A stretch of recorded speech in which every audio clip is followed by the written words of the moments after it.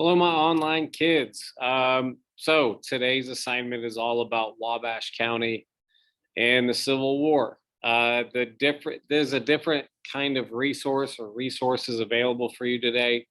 Number one, all of the basic, like little tiny multiple choice questions are going to come from Mr. Honeycutt's slides that he provided to me for educational purposes. Of course, I'm going to let you in on that real quick. Of course, I'll share that screen.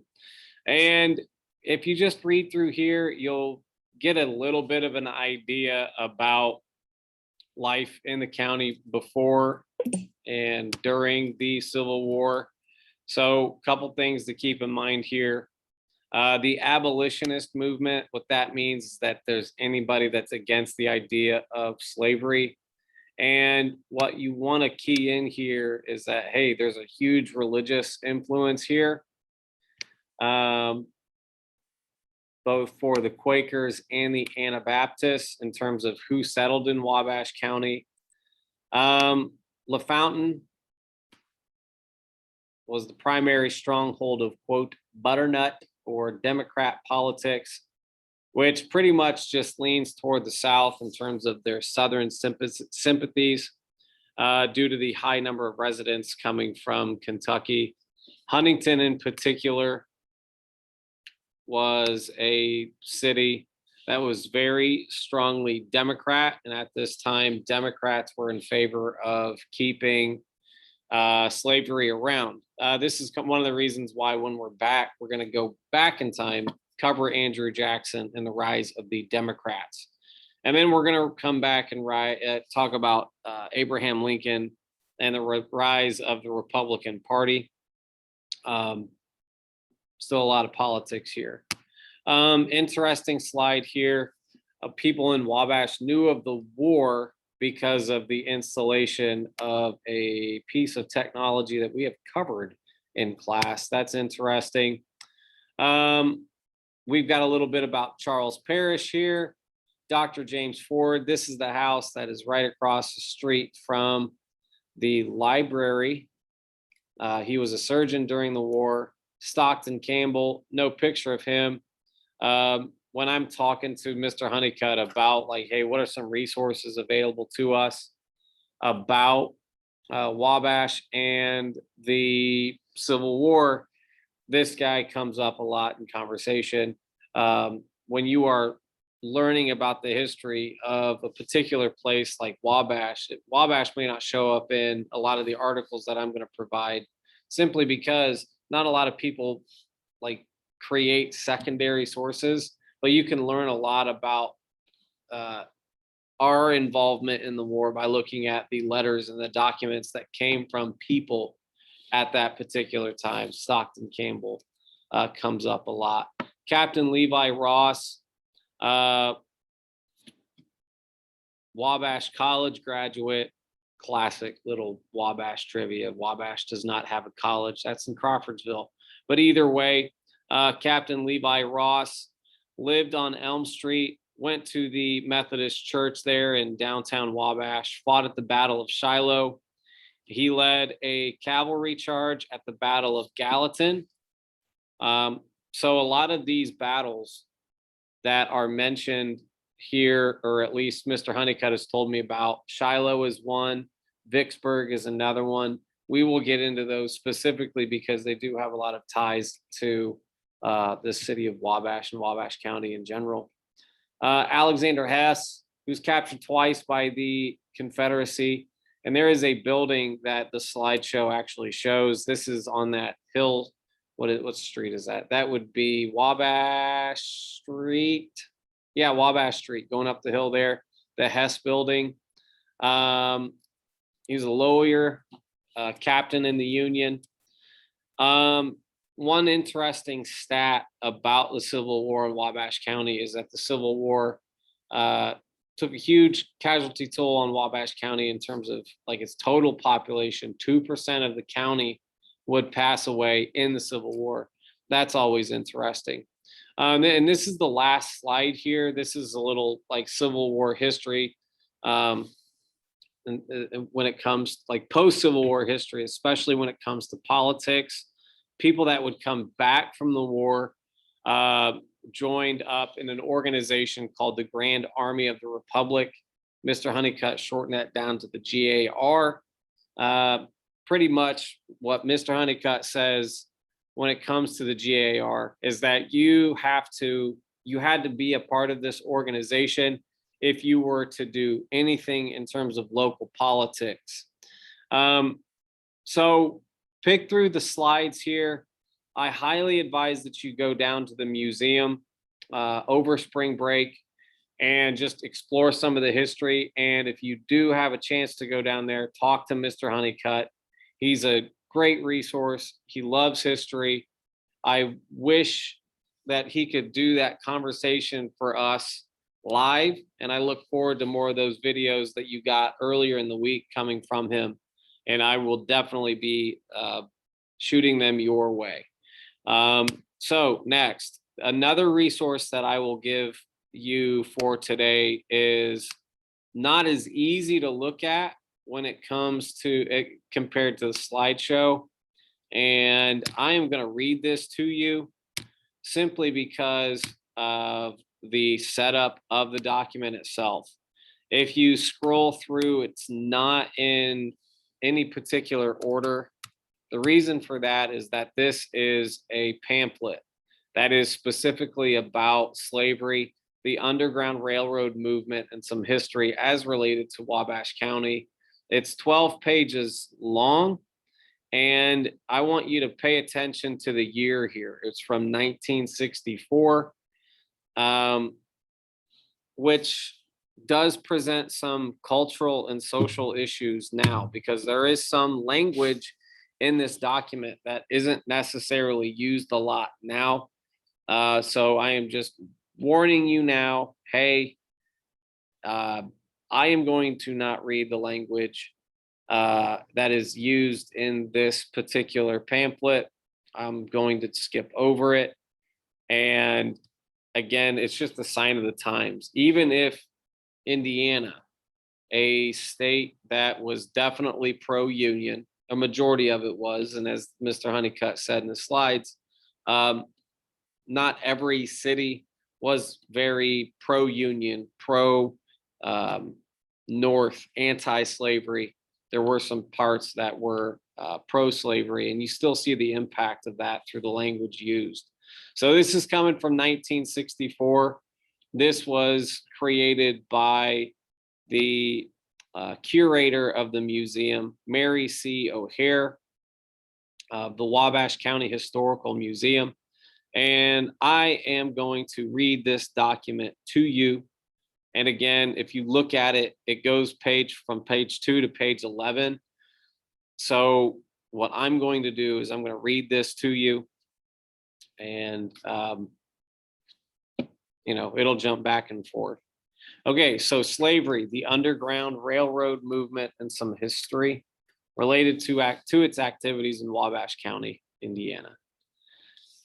The Ordinance of 1787 established the first colony of the United States northwest of the River Ohio, an area in which slavery was forbidden. Today, this territory comprises 5 states plus that part of Minnesota, which lies east of the Mississippi River. 21 years later, President Jefferson, in his message to Congress at the beginning of the session of 1806-7, suggested its authority be interposed for the abolition of the African slave trade. A 7-man committee was appointed, which reported a bill to prohibit the importation or bringing of slaves into the United States or the territories thereof after the 31st of December, 1807, which made the law effective January 1st, 1808. President Jefferson approved this act of Congress though a slaveholder himself. Along with Washington and many other far-sighted and influential Southerners, he hoped fervently for peaceful means of freeing the slave population held in bondage in this country prior to the passage of the above law, including the inevitable increase in numbers during the years to follow. Relative to this situation, Jefferson is credited with saying, "I tremble for my country when I reflect that God is just." So President Jefferson's quote there just really keys in on him wanting to end slavery, but as a slaveholder himself, it's kind of a bit of a problem. Accounts vary as to when the Underground Railroad began to function. One source says it was in operation for years before Levi Coffin settled in Indiana in the fall of 1826. Yep. Another traces the Underground Railroad movement back to the Ordinance of 1787 and earlier, with fugitive slaves reaching Canada following the War of 1812. Nothing appears, however, to indicate definitely when the railroad was finally disbanded. By 1815, fugitives were crossing the Western Reserve in Ohio, and regular stations of the Underground Railroad were lending them assistance in that and other portions of the state. The problem of dealing with runaway slaves arose quite early in Indiana and throughout the Northwest. The Ordinance of 1787 and the Federal Fugitive Slave Law of 1793 provided for the return of the fugitive slaves from other states, but the territorial legislature of Indians did not attempt to deal with the problem. State legislature commenced in 1816 when the black person was given the right of jury trial to defend himself from the charge of being a fugitive. Penalties were added, however, which made any situation for a slave caught in the snares of the law in Indiana for any reason a very difficult one for him, if not the end of his freedom. The Constitution of 1816 was definitely anti-slavery and was never amended in this respect, though it was evaded under the legal fiction of servitude. In 1824, the legislature made matters difficult for the fugitive to get to Canada and easier for his owner or slave hunter to reclaim him as property. Public sentiment on the part of many people, however, was unfavorable to the return of fugitive slaves. The Underground Railroad was an improvised, unparalleled system organized without officers or authority and carried on by different groups of men, only loosely associated rather than a true organization. It was an informal secret system for aiding fugitives to attain freedom in free states in Canada, operated generally at night by Quaker, Black people, Covenanter, Wesleyan Methodist, and other anti-slavery people. Most of those engaged in work on the underground were men and women of irreproachable moral and Christian character. A law-abiding folk, they now chose the possibility of danger, fines, confiscation, imprisonment, and sometimes death in support of their beliefs, deliberately violating civil law because of principle. They felt they were carrying out a, quote, heaven-appointed duty to a higher law than one made by man. And when God's law and man's law opposed each other, it was the right to ignore the latter. And, quote, the hand of providence was seen in each success. Their policy was to assist the fugitive after he had made his escape and not to persuade him to run away. In spite of the fact that this policy was in direct violation of civil law, either north or south, the Underground Railroad continued in growth and power, aiding those living in bondage to find freedom. Levi Coffin's work was largely in the eastern part of Indiana. He made a journey from Guilford County, North Carolina, in the company of his brother-in-law, Mr. Benjamin White, to our state in 1822. The journey took them 5 weeks. Levi came again, this time settling in Newport, Wayne County, with his family in 1826. This trip was made in 4 weeks, Coffin says. Quote, Soon after we located in Newport, I found that we were on a line of the Underground Railroad. His house became a depot where runaways were fed, clothed, allowed to rest, and then conducted in safety to the next station. Coffin continues. In the winter of 1826 to 27, fugitives began to come to our house, and as it became more widely known on different routes that slaves would find welcome and shelter at our house and be forwarded safely on their journey, the number increased. Friends in the neighborhood who had formerly stood aloof from the work, fearful of the law, were encouraged to engage in it when they saw the fearless manner in which I acted. And so it goes from page 2. Now I got to find page 3. And I think I skipped it. There she is. And the success that attended my efforts.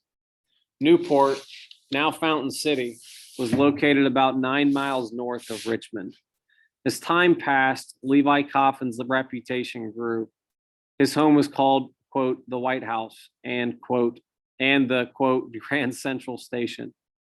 3 lines of African-American traffic stemming from Cincinnati, Madison, and Jeffersonville on the Ohio ran through Wayne County, converging on Newport, helping fugitives from station to station along the routes to this point.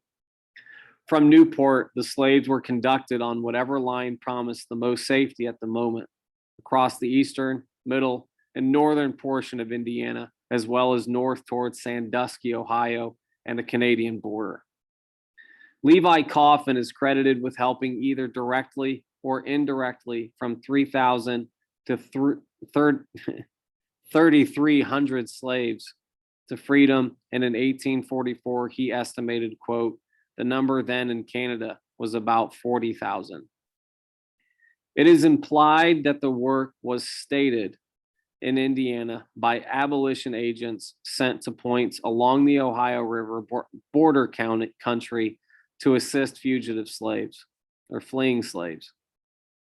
Quote, these persons who are actively engaged in rescue work soon banded together in chains of stations from 10 to 20 miles apart across the state, which the refugees followed towards Canada. The few men regularly employed by the Anti-Slavery League were placed principally on the Ohio River. An agent named Arnold Buffum, a native of Rhode Island and a member of the William Lloyd Garrison Society working out of Boston, was known to have lectured on abolitionism in Newport in 1840 and to have lived in the home of Levi Coffin during his stay in the area. 5 men were listed, including Levi Coffin, as being, quote, among those who were in the post-war period, either by themselves or others, as presidents of the Underground Railroad. Relative to presidents of the Underground Railroad, Seibert says, Levi Coffin, by his devotion to fugitives from boyhood to old age, gained the title of president of the Underground, but he was not head of a formal organization. In northeastern Illinois, Peter Stewart, a prosperous citizen of Wilmington, was sometimes called president of the Underground Railroad, but here again, the distinction seems to have been complimentary and figurative.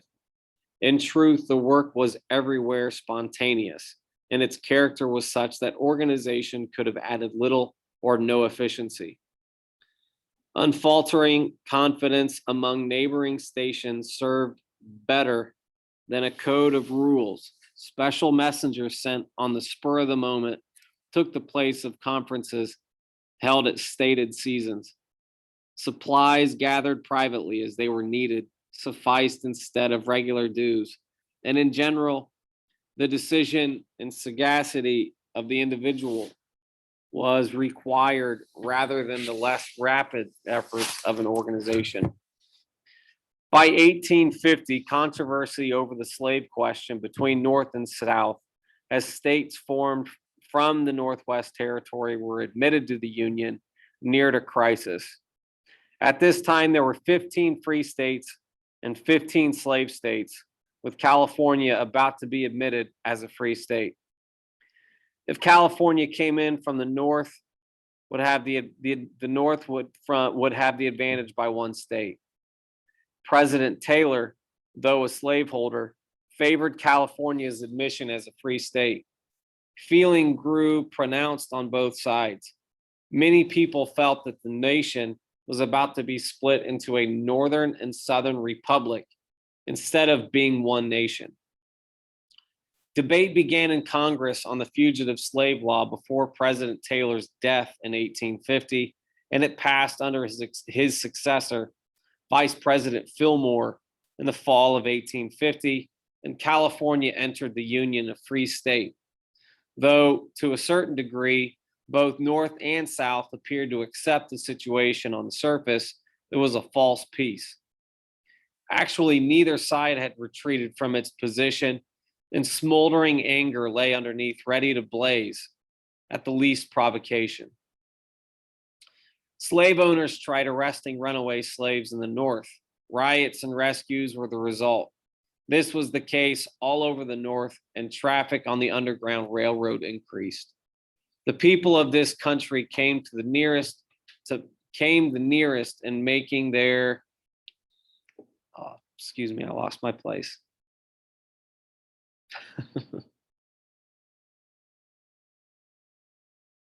Slave owners tried arresting runaway slaves in the North. Riots and rescues were the result. This was the case all over the North, and traffic on the Underground Railroad increased. The people of this country came the nearest to making their own laws of any country in the world. They held United States law in deep respect, but now, for the first time, many of them began to say, as did William H. Seward of New York in the United States Senate, above the Constitution and all the acts of Congress, there is a higher law of justice and of freedom which compels us through conscience not to obey the order of the government and not to return the fugitives to their masters. These words, spoken on the Senate floor by a statesman of the day, ably expressed a basic belief of those engaged in the Underground Railroad movement, who were ingrained opponents of human bondage. Cleavage between North and South, or split, was further widened by the publication of a book entitled Uncle Tom's Cabin by Harriet Beecher Stowe in 1852. In a short time, the book had reached 500,000 sales. The book had been said to have been written, quote, from the author's heart and, quote, intended to be truthful, fair, and kind. The majority in the North took this view of the book. The reader's emotions were deeply stirred. Nothing seemed able to shake the hold it had on the Northern public.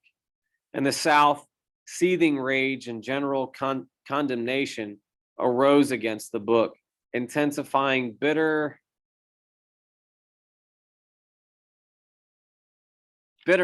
already there.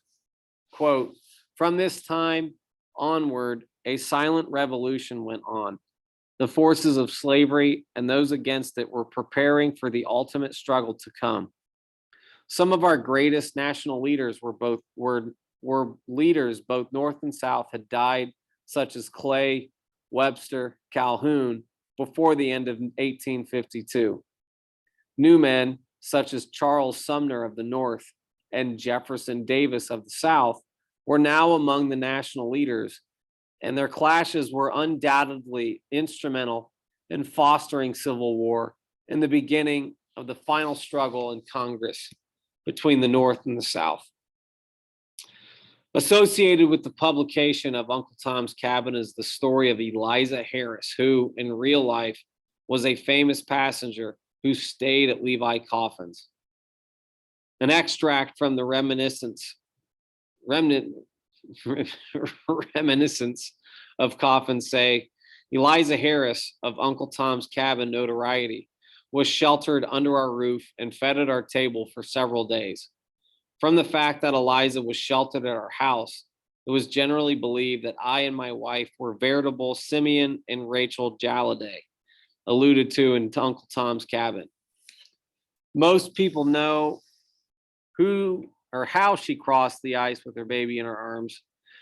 When she reached the Ohio side near Ripley, Ohio, she was completely exhausted. A man who had been standing on the bank watching her progress assisted her two friends. She was placed on the railway and came to Newport and left through Greenfield until she reached Sandusky, Ohio, and there crossed to Canada. In Wabash County, due to the nature of Underground Railroad management, the name of each and every station that operated on the lines running through it cannot be determined with certainty, nor is it possible at this late date to identify all the people who gave assistance ensuring safety of the fugitives moved from station to station on the Underground. An aura of mystery blended with romance has tended to color the stories which have grown around the Underground Railroad, making it difficult to weigh them in the interest of truth. One ranking authority on Underground Railroad history points to the fact that such stories, when given unbiased consideration, can generally be debunked. Because of this, only incidents in which the narrator participated personally will be presented, unless the information is otherwise authenticated. An article under the heading of The Underground Railroad appeared in the Wabash Courier on October 28, 1881, over the signature Anon, which said in part, when the fugitives crossed the Ohio River, the leading abolitionists would see that they were helped on their way to the first station on the Underground line by night, for it was not safe to travel by day with such chattels as bloodhounds in human shape were plenty in the border country north of said river. And from station to station in like manner, the slaves were conducted to Levi coffins in Newport, where the fatigued and worn out ones were allowed to stop a few days to rest and recruit their strength. When too many came together for one family to care for, they were divided among the neighbors and the needy ones fed and clothed. At times, especially where there were women and children, wagons and teams had to go along. As soon as all were sufficiently recruited to travel, Coffin and his friends sent them on to the bond settlement on Kalen Creek in Randolph County. The bonds, in like manner, conveyed them to John Shugert's on Deer Creek, Grant County, about 75 miles from Newport. There, if not pursued by their masters, they were allowed a few days' rest, dividing the companies as before when necessary among the neighbors, my house always being open as a recruiting station. By this time, we thought it is safe to travel in daytime, and with those who had been on the road a long time and no excitement aroused by their masters or their instruments in pursuit of them. To make it more safe, would put on a good wagon sheet, then store the chattels back and fill up behind the driver with hay or stretch up a quilt and drive to one Peabody's north of LeGros, thence to Morris Places, where North Manchester now is, thence to Thomas Mason's in Leesburg, Kosciuszko County, I believe, thence to Stephen Bogues in Young's Prairie in Cass County, Michigan, and beyond that to Detroit, where the poor, panting slaves passed over into Canada. I know not all the stations on our line. Whoa. All right. I'm going to stop there because as I'm reading this, there's a lot to break down. But pretty much from page 2 to 4, it is describing the historical context that we will get into. One, you've already seen the introduction of the Northwest Territory as this anti-slave spot. You see President Jefferson kind of going, as a slaveholder, all right.